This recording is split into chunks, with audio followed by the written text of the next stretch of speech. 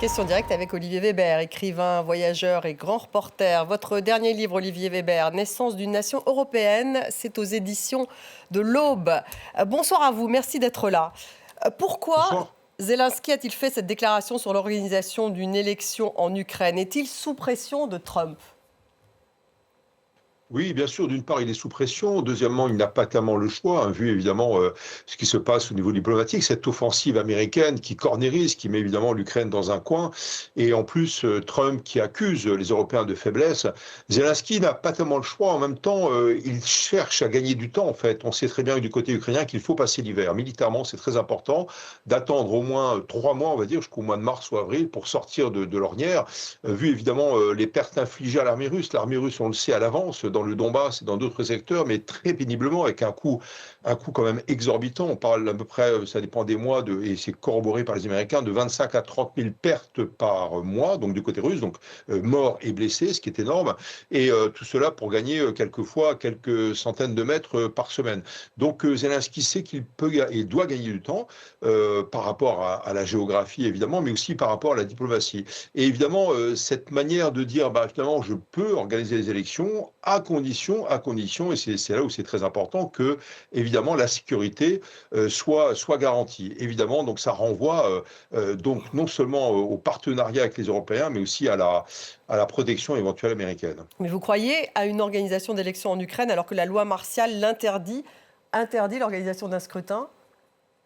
Alors oui, eh ben, c'est justement ce que critique Trump également. Ce sont les articles 19 et 20 de la Constitution ukrainienne qui interdisent en fait les élections, un processus électoral en temps de guerre, en période de loi martiale. Et évidemment, c'est le cas depuis fin février 2022, depuis la guerre et l'invasion à grande échelle, déclenchée par la Russie. Mais évidemment, tout cela peut être modifié. Une constitution, ça se modifie. Il faut une majorité qualifiée dans les différentes institutions, en l'occurrence la Rada, qui est le Parlement ukrainien.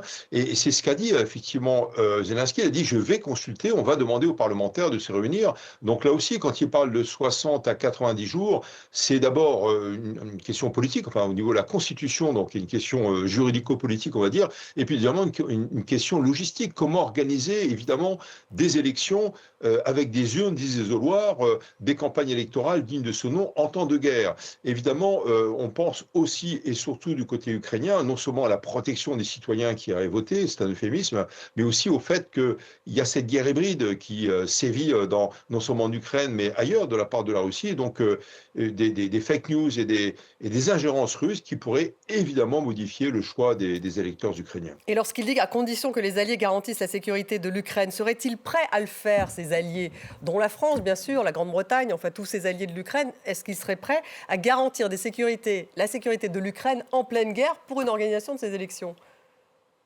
Alors, c'est une question à double réponse, à double dimension. C'est d'abord la sécurité avec un processus de paix classique, ça, des sortes de casques bleus européens, voire américains, c'est ce que demande Zelensky, qui viendrait donc garantir évidemment le cessez-le-feu, donc l'arrêt des combats, ce qui ne veut pas dire la paix, et puis deuxièmement la protection, alors c'est moins compliqué, du processus électoral, c'est-à-dire garantir évidemment qu'on puisse se déplacer ce jour-là, ce vendredi, ce samedi ou ce dimanche pour aller voter à Kiev dans les grandes villes, mais aussi dans les campagnes. Évidemment, c'est très compliqué, surtout si on s'approche de la ligne de cessez-le-feu. Ça permet quand même à Zelensky de gagner 2 à 3 mois. Quand il dit 60 à 90 jours, ça veut dire exactement ça, arriver à la fin de l'hiver.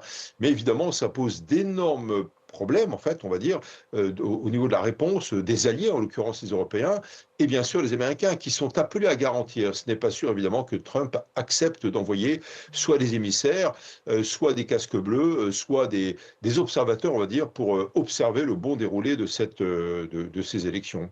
Olivier Weber, Zelensky est affaibli par les scandales de corruption récents. Quid de sa cote de popularité? Est-il encore populaire? Alors, elle est assez basse, mais il y a une sorte d'union sacrée autour de lui, parce que on sait d'une part que la corruption est endémique, hein, c'est presque un héritage pardon, de la période soviétique, et deuxièmement, bien sûr, il y a, comment dirais-je, une sorte d'alliance autour de ce qu'on considère aussi du côté ukrainien comme un Churchill, on va dire, par rapport à l'offensive russe. Cela dit, c'est vrai que ce scandale de corruption, en fait, à hauteur de 100 millions de dollars, ce n'est pas rien, avec la structure énergétique, hein, donc l'agence énergétique ukrainienne s'appelle Energoatom, avec deux des amis, collaborateurs, bras droits de Zelensky qui ont été incriminés, avec Mindic, qui était d'ailleurs son producteur, hein, qu'il a lancé d'ailleurs à la télévision dans les années 2000, Mindic qui était en fuite, qui est en Israël actuellement, et deuxièmement, son plus proche collaborateur, Andrei Yermak, qui a accepté de démissionner. Donc évidemment, ça affaiblit politiquement Zelensky. En même temps, il peut tenir. C'est pas certain, évidemment, qu'il serait réélu, on va dire, dans un cadre de politique fiction. Admettons que toutes ces garanties de sécurité soient assurées par les alliés pour que les citoyens ukrainiens aillent voter. Il n'est pas certain, évidemment, qu'il soit réélu. Mais en tout cas, lui est prêt à passer la main si c'est la garantie de la paix. Mais c'est aussi une manœuvre pour gagner du temps et pour contrer, évidemment, ces affaires de corruption. Emmanuel Macron a annoncé s'être entretenu au téléphone aujourd'hui avec Trump et avec d'autres dirigeants européens au sujet de l'Ukraine. Je cite, pour essayer d'avancer sur le dossier. Les Européens poursuivent ces discussions. Est-ce qu'il n'y a pas toujours une sorte de retour au plan Trump initial? Trump a encore affirmé que l'Ukraine avait perdu beaucoup de territoire. Moscou a approuvé derrière.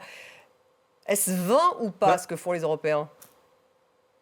Non, parce que le président américain recule. On l'a vu sur différentes situations de conflit. Et puis, deuxièmement, sur l'Ukraine, avec l'ultimatum qui avait été prononcé pour le 27 novembre, il a été dépassé. Et rien ne s'est vraiment déroulé comme il le souhaitait. Mais c'est une manière aussi de mettre la pression.